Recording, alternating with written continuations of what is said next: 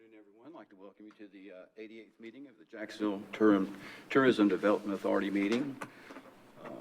Glad to see such a nice crowd here today, and I want to especially welcome Sabrina Adams. It's her first meeting as our new city finance director. I was really delighted when I heard you got the job. Congratulations.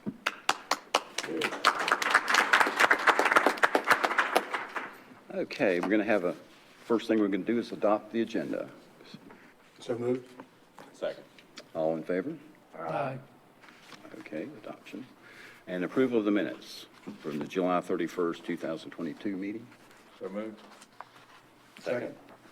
Any comments, corrections? All in favor? Aye. Aye. Approve the minutes? Very good. Okay, we've got a lot to do here in 1 hour, but we're going to get it done, I believe. So we've got the first action item is our spending plan modification in reference to our Veterans Tribute. And Anthony, go over that with us. Thank you, Mr. Chairman. Yeah. We'll turn the microphone on. Maybe that'll work a little better. Good afternoon, everyone, and thank you for spending some time with us on behalf of the Tourism Development Authority. The first item that you have for consideration here is a spending plan modification for 22 and 23.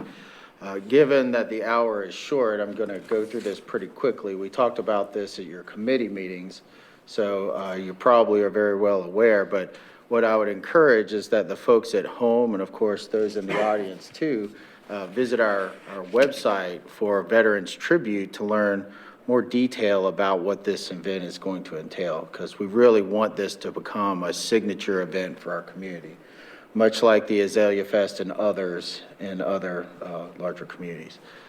So Veterans Tribute, over the past couple years, as you recall, we've had to kind of reduce the scope of the event because of COVID and all the restrictions. But now that that has been lifted, we're really looking to expand.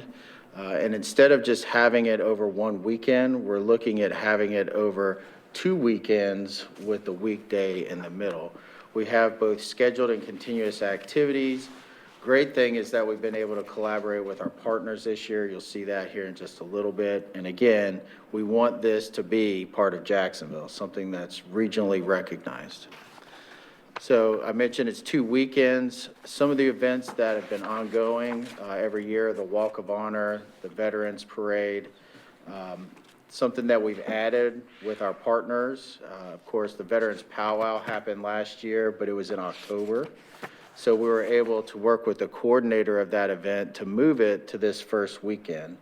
And so there's some real dovetail synergy there between the Veterans Powwow and what we're trying to do with Veterans Tribute as well. The Freedom Fountain observance is going to be on the 4th. It's basically our kickoff.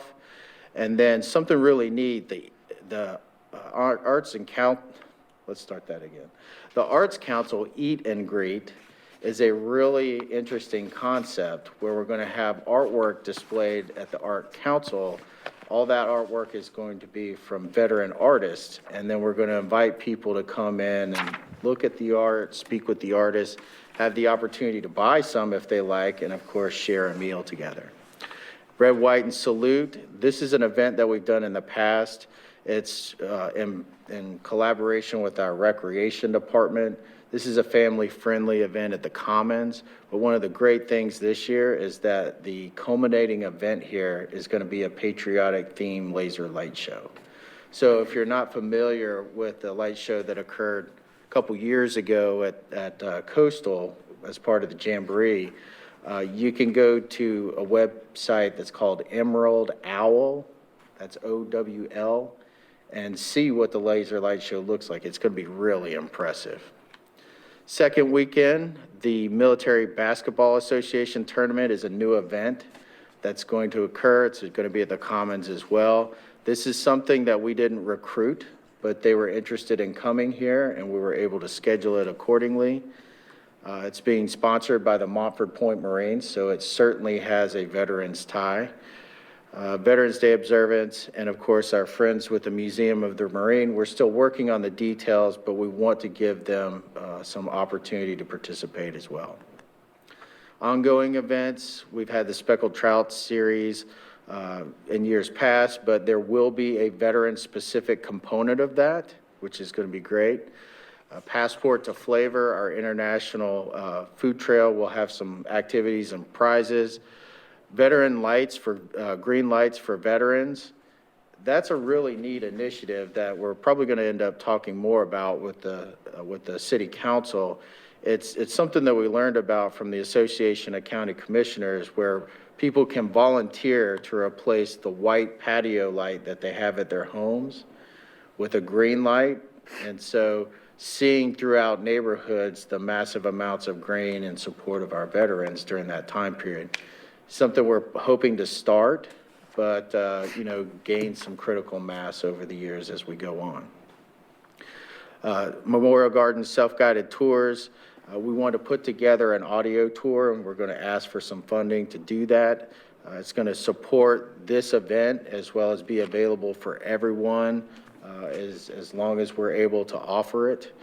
And then promotion of veteran-owned businesses. This is something that's very unique and great about Jacksonville, and it's something that we want to grow, just like the Green Lights for Veterans concept. We're going to start it this year, but we're going to grow it over time. We're not 100% sure what it looks like yet, but it will be informed by November when we start the event. So the request here, as you recall, we allocated some funds in the spending plan for promotion of the events, but we didn't know what the event lineup was. And so today we're asking for a modification to the spending plan to allocate funds to support those events. You can see that the laser light show is the largest component of that expense, but we also feel like it's very well worth it. Got the Audio Gardens tour. That's for some professional production assistance to make that a very impressive thing to offer. And then we've got some other miscellaneous expenses that are included in your agenda packet in detail. So the proposed revenue, of course, we've got unassigned balances on both sides of the funding fence here. So from a promotion side, we look to move $7,250, and from a tourism-related side, we'd move $13,750. Now, by doing this, it does not stress the budget whatsoever. We are still in excellent financial shape for the remainder of fiscal year 23. So now that we're moving in towards November, we'd certainly appreciate your consideration and approval of this so that we can begin finalizing some of the events and moving forward towards execution. I'm happy to answer any questions that you may have. Anybody have any questions? We've been over this a little bit. I know I appreciate the work you and the staff and the marketing people have done on this. It's really going to be an exciting event, and like you said, it could pan out very well for the city in the long run. Thank you, sir. All the credit is due to Teresa, Susan, and the others on the team. I'm just a hanger-on these days. I know what you mean. So, ready to take a vote, I guess, a motion, You want a motion? please. I move we approve the spending plan modifications for the Veterans Tribute NC. Second. All right. All in favor? Aye. Aye. Any opposed? No. All right, the motion carries. Great, we're looking forward to it, really. Okay, number 2, we've got our meeting schedule we're going to talk about for next year already. Yeah? Yes, sir. So as we approach the end of the calendar year, our friends with Media Services are diligently working on the city's printed calendar. As you recall, we distribute those throughout the community, and I don't know about you all, but I have it hanging on the wall because it tells me when they're going to pick up the trash and when all the holidays are. But also it provides the public with information on when we conduct all of our public business. So even though we do have one more meeting left in the calendar year, we could give our media friends a leg up in completing the calendar by considering and hopefully approving the calendar that's included in your package. Now, the calendar for calendar year 22 was a little bit unusual.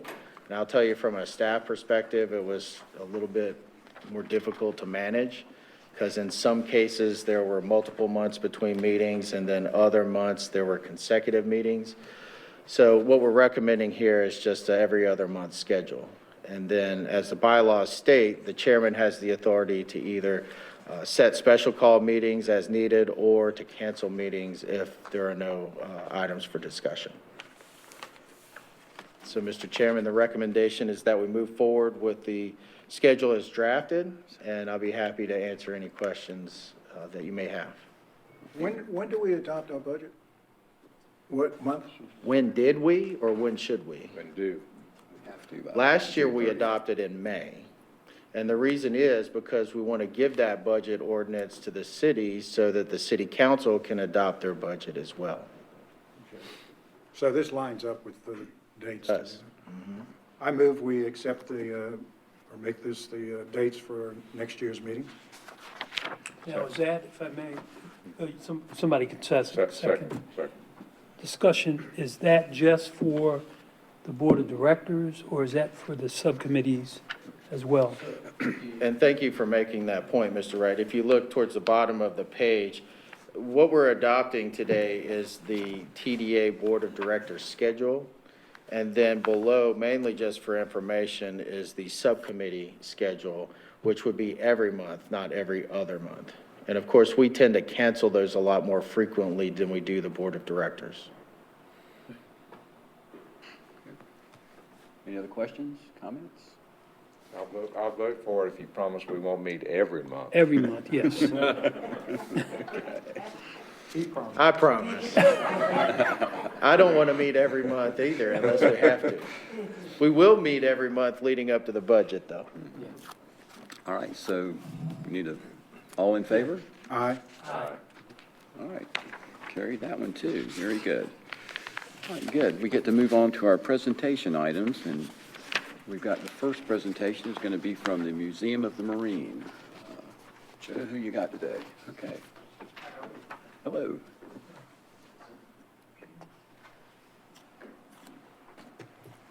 Okay, good afternoon. It's an honor to have this opportunity to present and talk about the Carolina Museum of the Marine and the Al Gray Civic Institute.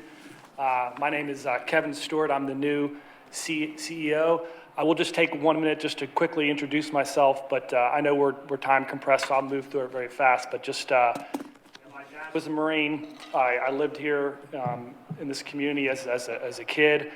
I joined the Marine Corps. I've been stationed here many times. My wife, her father was a Marine. She was born at the hospital in Camp Lejeune. You know, I met her. She was teaching school on base here. We got married on base. So for me, you know, I love the Marine Corps.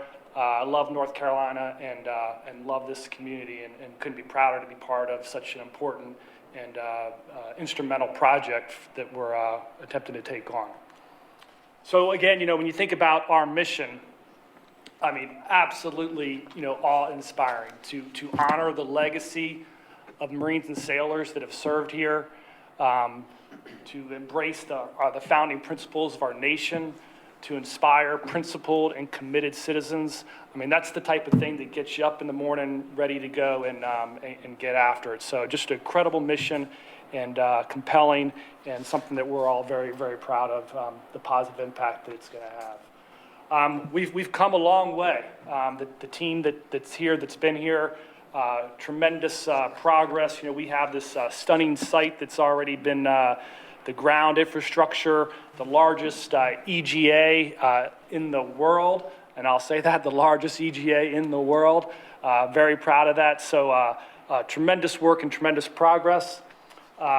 You know, also two incredible champions of our project. General Gray, I mean, a legend in the Marine Corps who bleeds for this community, and his involvement with Beirut and the nexus that's created by this community is why he loves this mission and is so personally involved in our board, as well as Senator Lazar, who's been instrumental in getting us the $26 million. But also I would offer just the support of the entire local community and everybody that's part of Jacksonville that's been instrumental in supporting us going forward. So tremendous champions across the board.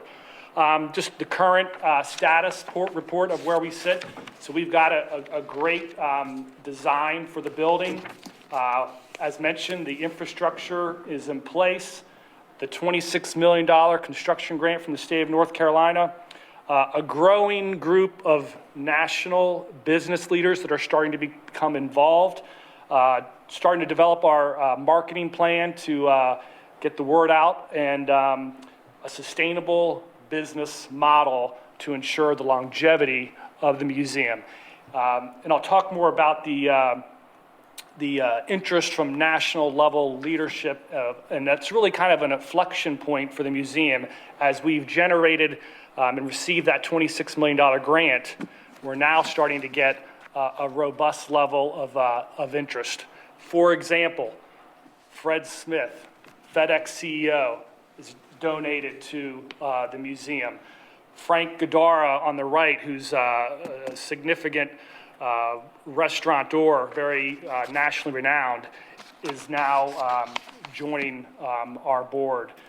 Keith Bird from Transportation Impact, Marine veteran as well, is joining the board, and then Skip Sack, who is instrumental in Appleby. So, as mentioned, tremendous local support, but now really gaining a national level interest, which we are very excited about. And so again, this growing list of national leaders, they see the enormous potential and mission in our project. And the fact is that museums are economic drivers. And just one statistic, $100 of every economic activity in a museum creates $220 in the local community with hotels and the service industry. So definitely valuable economic impact that museums present. And then within North Carolina, we've got this growing tourism industry that's taking place. And then really right here in the local area, we see a tremendous positive local impact. Potentially 250,000 visitors coming to that museum.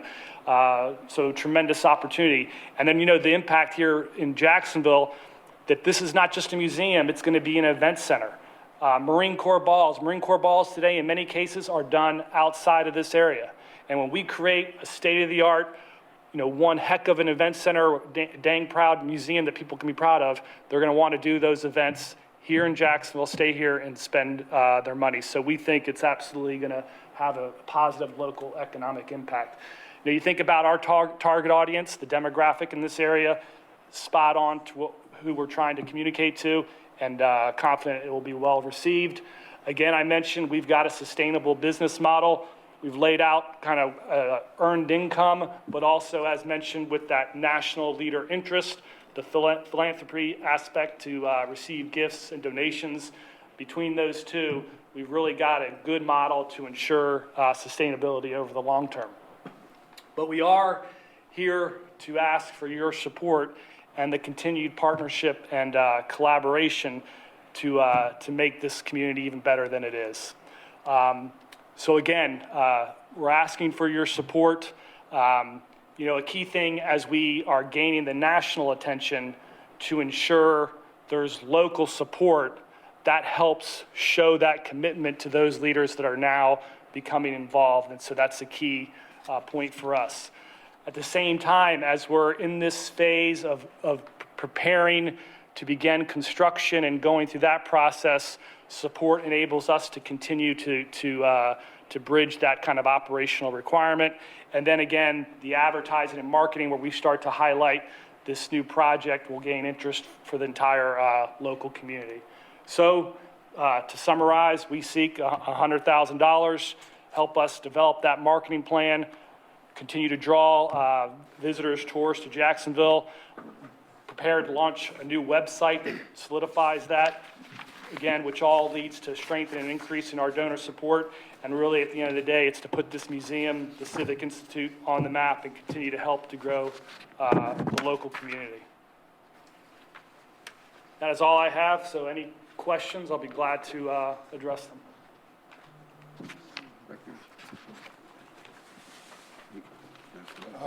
The $26 million is it 26? It was state grant was for $26 million, yes, sir. Okay.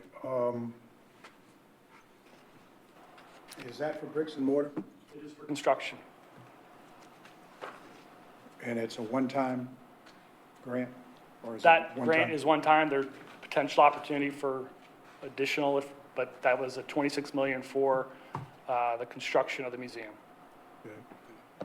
And you indicated that you were down the road a little bit in, you've hired an architect? Have you hired an architect? We have an architect that did the original plans several Right. years ago when we were part of Phase 1. So we are in communication with that architect to update the plans with new business, new building codes and things like that. So that process is now underway. Then at that point, we'll start moving out with looking at, exhibit designers, general contractors, et cetera, et cetera. So there's a firm foundation in place with the existing architect, but more kind of work to do to initiate all the actual construction and shovels in the ground. Do you have a date yet on when you might put the shovel in the ground?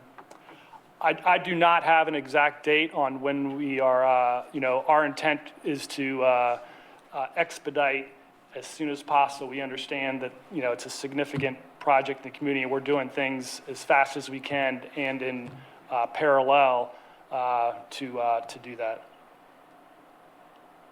You heard, I do have a question. Any further movement from headquarters Marine Corps on approving your building there? Have you heard anything?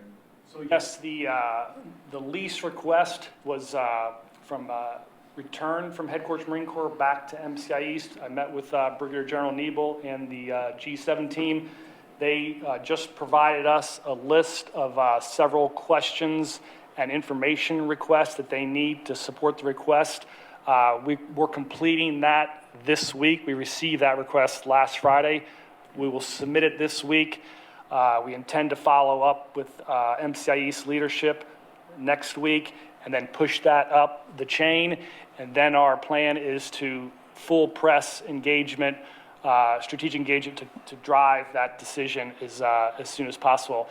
And that's a key point, and that's why I was also talking about doing things in parallel. So as we're doing the lease, we're not waiting on all the other requirements. So as soon as that is approved, everything will be in place so we can shovels in the ground as soon as possible.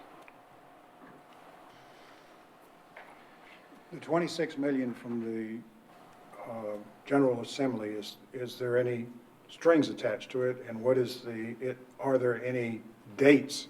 In other words, is it open-ended as far as? There are no dates and timelines on spending. It's perpetuity. The real string is it's for construction, and there is limited funds can be used for salaries, and it's salaries that are directly related in the construction process.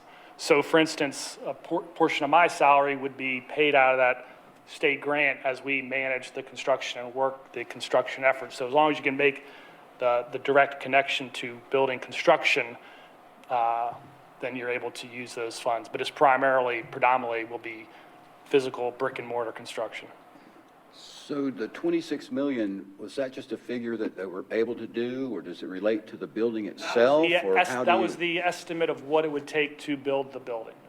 So you feel like that will support the building? Yes. Okay. Have you gotten an updated estimate from We your are architect? working with our design team, and we've contracted a cost estimator. Whiting Turner is going through that right now to provide an updated cost estimate. So that is part of the process we're working towards to know exactly where we stand on the future costs. If I may, I've got two questions. Number one, you're seeking $100,000 in support of this. Regarding your presentation, would it be fair to say that since it is not for bricks and mortars, it's going to be like for administrative or salary cost or something that's non-construction related?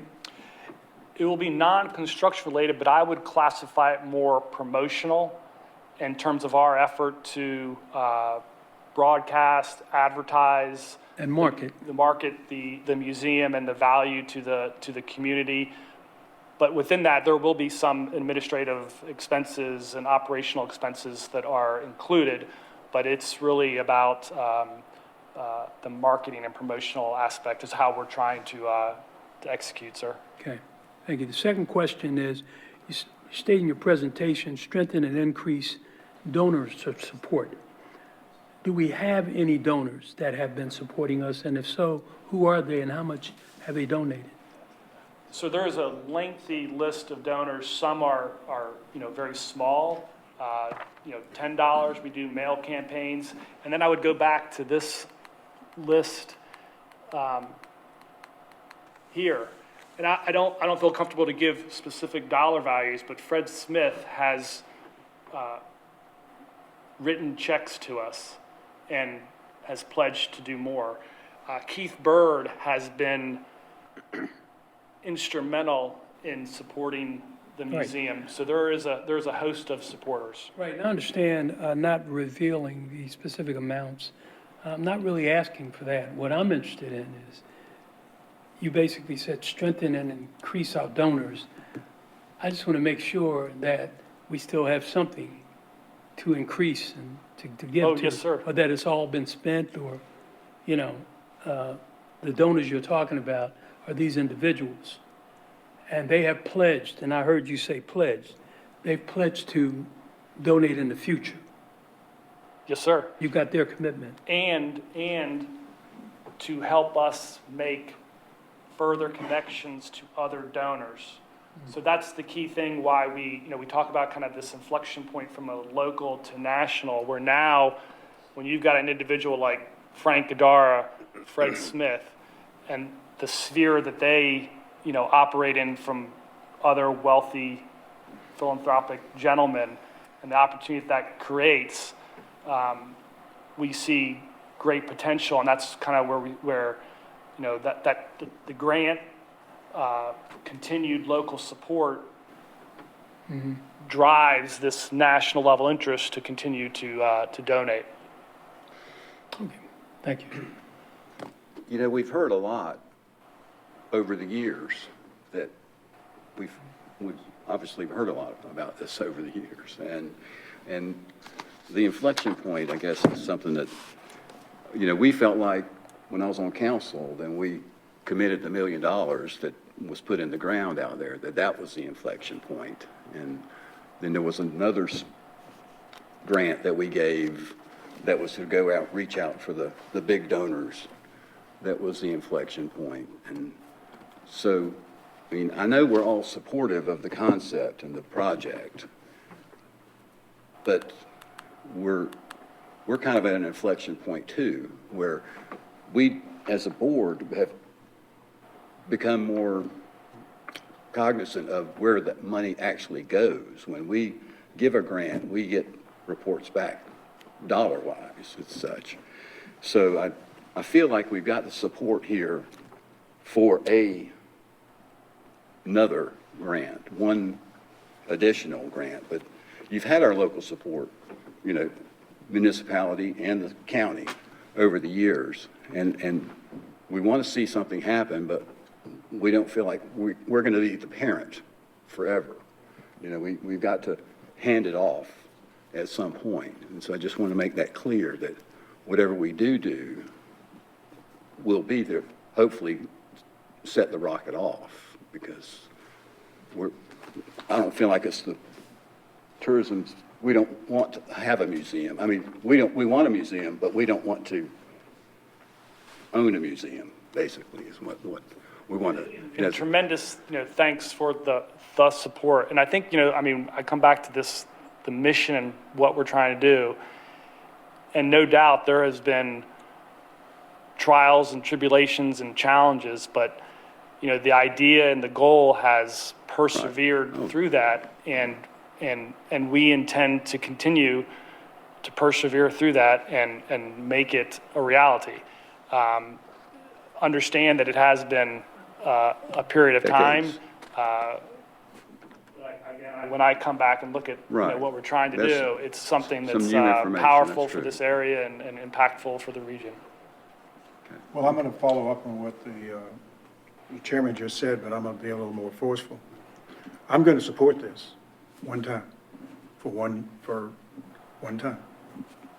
If you come back to this board again and I'm sitting here, I'll evaluate going forward, but I'm only going to support this for 1 year. So that's my position. Understand? And if I may, I'll follow up. I was hesitant at first because we heard the same song and dance several times. We've donated money, and it's either put up or shut up. And that's kind of how I came to this. But then after speaking with other members on the board of directors, we all are in favor of the museum, the legacy, and what have you. But we've heard about donors out of state and all this and all the promises. So I too will support it, but I got to put an EAS on it for those military people. Basically, a time limit or at least a one time to see how it goes again. But I do echo some of the concerns. Understand? And just to clarify my understanding, is the majority of this primarily for development of the pipeline? The pipeline of donors? That's part of it. Also just marketing the museum as well. I think in conjunction, as you market it and you show support and you move forward, the national level interest and donor interest grows and grows and grows. And what kind of, when do you think, like how urgent, how soon are you in need of this $100,000? I mean, is it something that's needed immediately? Like, is there an opportunity for a compelling business case to kind of break it down? Or is it something you need now?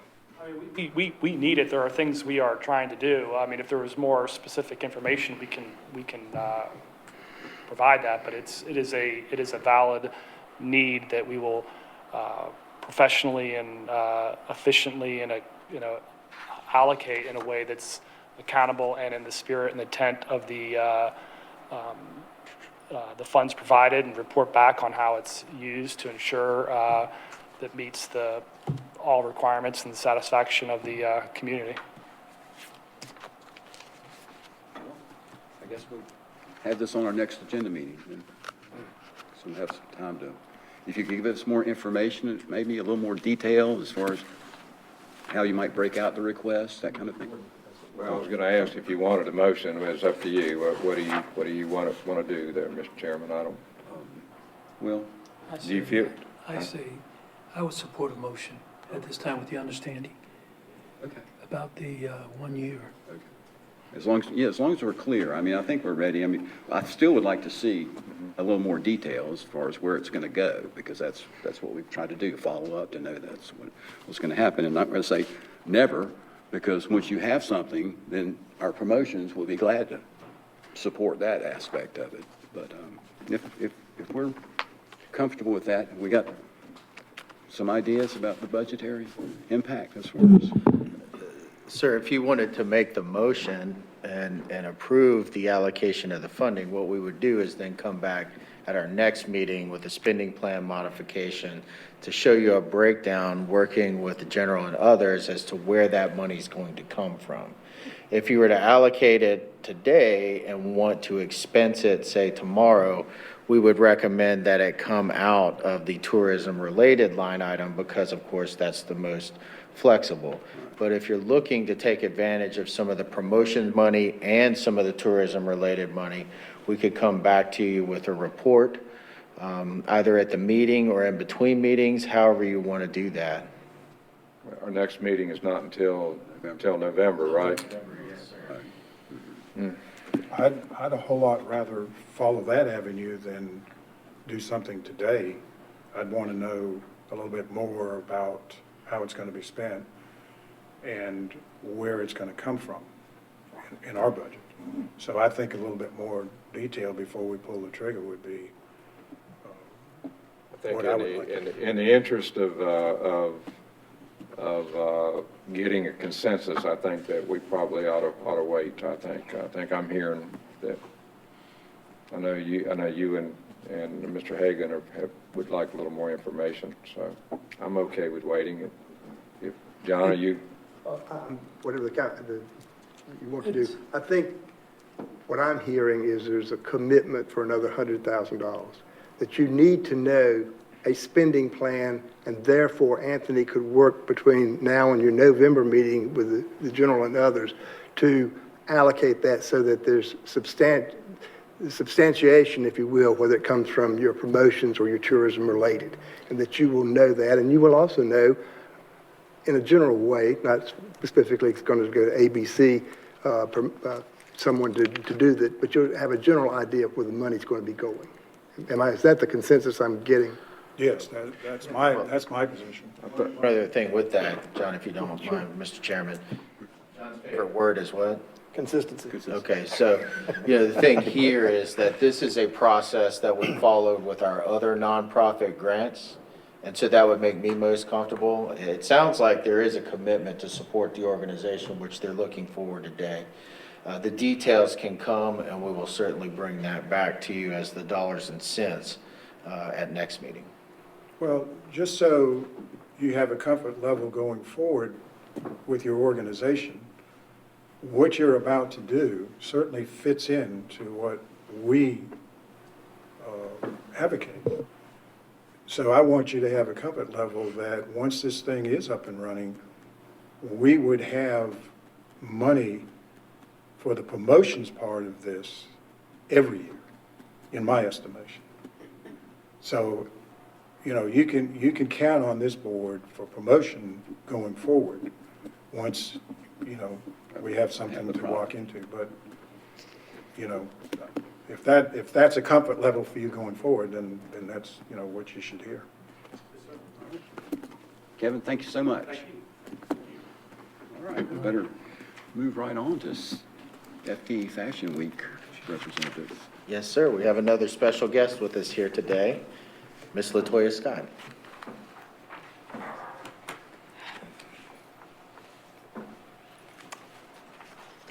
Do you need to know? Just push it left, or right, I'm sorry. There you go. Okay. Hello, everyone. I am LaToya Scott, the founder and owner of FTM Fashion Week. Oh, It stands for Final Touch Models. That's my fault. I'll own that. I was thinking full-time equivalent. We were doing personnel earlier today. You owning that has already been covered, Anthony. Those who don't know me, I am a military spouse. My husband is active duty. We were stationed here for almost 9 years.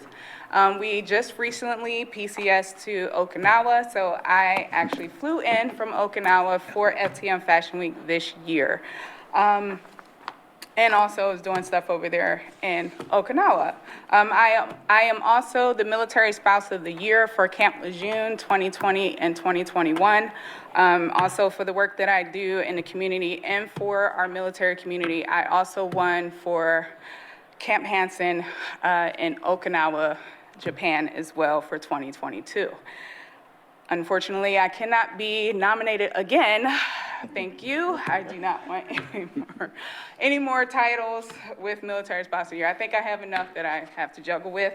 But with that being said, I am completely honored to continue to work here in Onslow County with FTM Fashion Week, as we have helped quite a number of our military community and just kind of intertwining the local community with the military community. So I will dive in.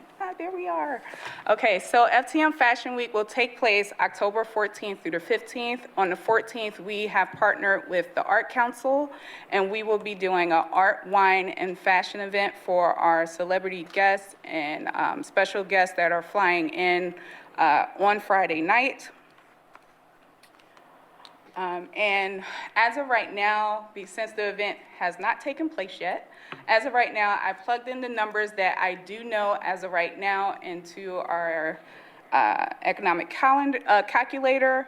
And so as of right now, our total impact right now is $33,116.50. Total room nights so far is 154 that I know of. I will get a more accurate number after the 15th. I know of this because we are bringing in models from all over as well as designers. We had quite a number of people within the industry call us this year to participate for this year, which I will get into that. So as of right now, these are some of the room nights that we know some of our guests will be at. Airbnb has taken over because people are bringing their entire families out, as well as some models are renting homes and sharing the homes together in the Airbnbs. And then also what we have is who we have coming this year is Vivica Fox, who will be hosting the event, and she will also be patronizing a few of our local businesses because she volunteered, and I say that volunteered because we only paid her for Saturday. So she volunteered to come in a day earlier. So she will be coming in a day earlier on Friday, and she will be participating in our international food trail. There we go. So we will be having her participate in a few of those while she's here. And the show is not until 6 p.m. So that means we have Friday night and we also have Saturday morning and afternoon. And so we're trying to figure out where and we want her to go to kind of patronize with that, kind of snap some pictures of her to help with tourism. And she also made us a nice little video. Oh, wait, where? Can I hit play? No, it's not going to hit play. I wonder if they can do it in the control No, room. it's not going to hit play. Okay. Well, she made us a nice little video that we have been using on social media, and we've been getting a whole lot of social media traction because of that. She has been tremendously helpful with marketing and helping us with tourism, as her brother is retired Navy and his son is active duty Marine, so they know all about Jacksonville and is excited to come here and participate in this year's event. So here I have a list of some of our out-of-town guests, because again, we have models coming from all over. We have guests coming from all over. Some guests that we have some of the Atlantic City Fashion Week owners, as well as their staff, are flying in to participate and support for our 10-year anniversary. We also have the Brona Brothers, which is a huge name in the cosmetic industry. They are coming, the owners themselves are flying in and coming, as well as donating some items for our VIP bags. So is Peisner, which is also a well-known name in the cosmetic industry. The owners of that company is coming, flying in as well to participate. So we have quite a few cities as well as countries that are coming, flying in. We have models that's coming from Italy and the Dominican Republic. And what you don't see on here is Okinawa, Japan, because me and my makeup artist flew in. So that is the one thing I didn't put on there, but I will update that after the event. Our growth. So what I want to talk about here is we've been doing this for 10 years now. I have learned a lot, gained a lot, and threw out a lot. So right now, one of the things that has helped us grow this year, because we have grown tremendously this year, is focusing on like out-of-town press, models, and designers, and just having a real healthy balance with that. So I've been doing like a 60-40, where 60% is coming from out-of-town, 40% is local, just to make sure I am supporting local models and or designers, which that is one local designer that is right here, she is also a veteran spouse who retired here. So we do 60-40 for to help with heads and beds, and just making sure that we are just making the event an event that people want to continuously go to, and that we're bringing in new things, bringing in new fashions and press and people that the community will want to see. Another thing is beginning marketing in January. So we know that the tourism board doesn't start until after everything is approved, but our team starts in January, and it has helped tremendously. We have seen a number of people jump on board as early as January, and it just gets people used to seeing our event and getting ready for our event that typically takes place in October, the beginning of November. Also, bigger celebrities. So, Vivica Fox is by far our biggest celebrity that we have brought here, and it has been a hit. And we don't plan on stopping there or going down from there. So, I don't want to say any names. I have said it off camera, but we do have a bigger celebrity coming, and I love her to death. I'll just say Miss Congeniality, and you guys can think of it who you want to think of. She's very well known in this area and knows a lot about this area. And then we also have someone else underneath her just in case if she is not available. But we are looking to keep this going because we know by bringing a bigger celebrity, we realize that it has made a huge impact within the community as well as for our local businesses. Also, opening up our registrations the day of the event has also helped with our sponsorships. We have gained a ton of sponsorships this year, even down to Comcast, and Comcast is not even in this area. Comcast has donated computers as well as a monetary check for us this year, and it has been a complete blessing, and we are just excited about that. Also, something that is not on this slide, technology has grown since COVID and the pandemic, and I have learned a lot within that, and I do not plan on partnering up with anyone else. So you guys will just be dealing with me moving forward and maybe one or two people from the team.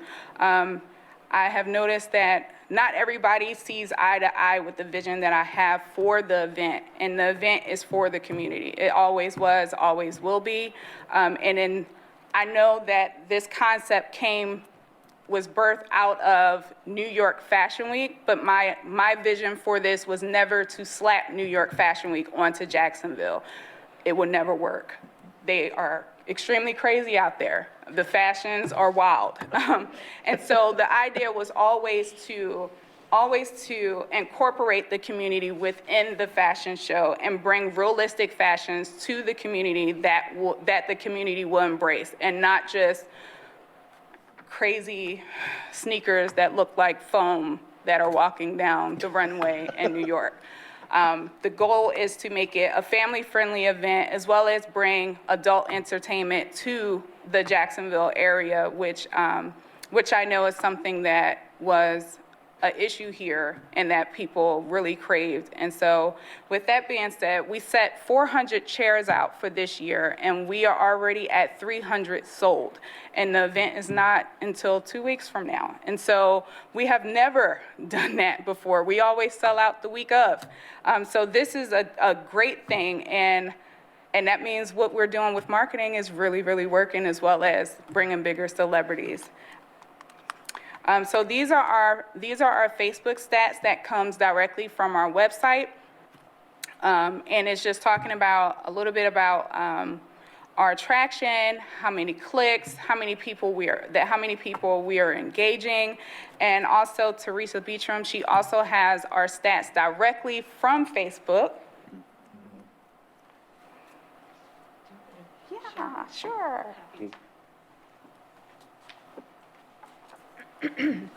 So the Facebook campaign, when you have a great event to work with, media works a lot better. My job becomes a lot easier. So this event with Vivica Fox has just blown up. It's crazy. She's very well known. She herself has almost 2 million followers on Instagram. I mean, she's huge. That's just Instagram, yeah. So, but the campaign itself, to speak to what LaToya has said she's been trying to accomplish here, what we're seeing is, in the stats that we get are pretty granular, and you can see that there are people evenly spread of all ages that are participating in this event, that are responding to it. The engagements are huge, which means anything from commenting to sharing to liking the campaign. And so we're helping grow her audience, but at the same time, we're producing impressions, gross impressions for FTM Fashion Week in Jacksonville, North Carolina. So in 30 days, the last 30 days, we have had almost 76,000 impressions. That just means people are seeing the ad, so wherever they're seeing it. So, and over 5,000 people have clicked on the ad, so that means they are craving more information. So the campaign is doing really well. These girls are doing a great job. Thank you. Also, this year, just speaking on sponsors, I mentioned Comcast, we have Ellis Airport, we have Gary and Dottie Capers, which is ran by Major James Capers, who is locally here. He is a Purple Heart recipient. I can't say it. Sorry. And he also he also came on to sponsor this year, and my team and I will be partnering with him to help him in his put back into his organization and create an event for his organization as well, because he came on as a pretty huge sponsor for us this year. And then, of course, we partnered up with a few restaurants that we're going to be working with, like Flavor Hills, who is veteran-owned, and Vivica Fox will be patronizing at their location Saturday night. That's already arranged, because that's where we're having the after party. I love to eat, and they have some really great food, so.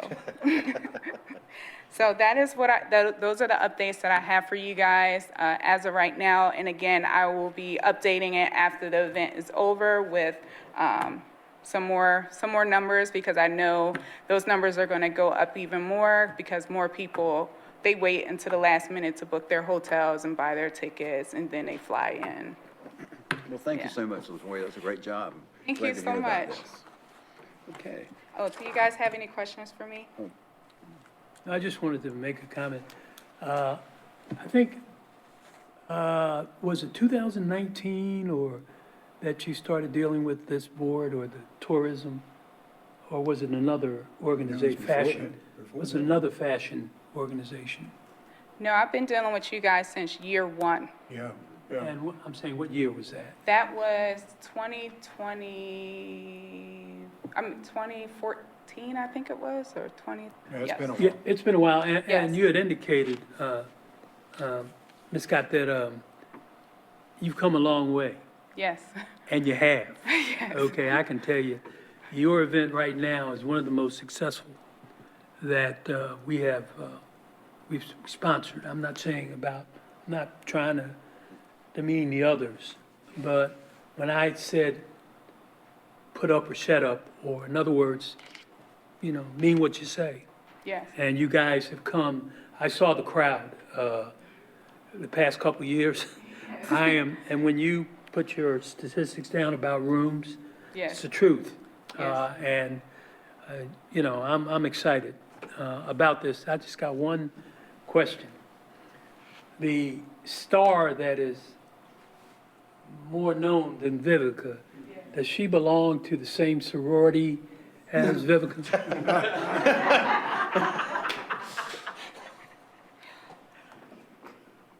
You're talking about the one that we're bringing in for 2023? Yes. No. Oh, okay. Just a private joke, She is, I think, Zeta. Yeah, she is Phi the Zeta. Beta. Yes, Vivica and the Fox is Zeta is Zeta Phi actually Beta, the sorority local. member. Yes, the local Zeta organization did come on board for this year as well. So they're coming in numbers to support the event. And also we'll be presenting Vivica Fox with a gift and presentation during the event. Okay, thank you. Thank you. Thank you for what you do. Thank you. Thank Good you. job. Okay, Oh, next. Archbishop?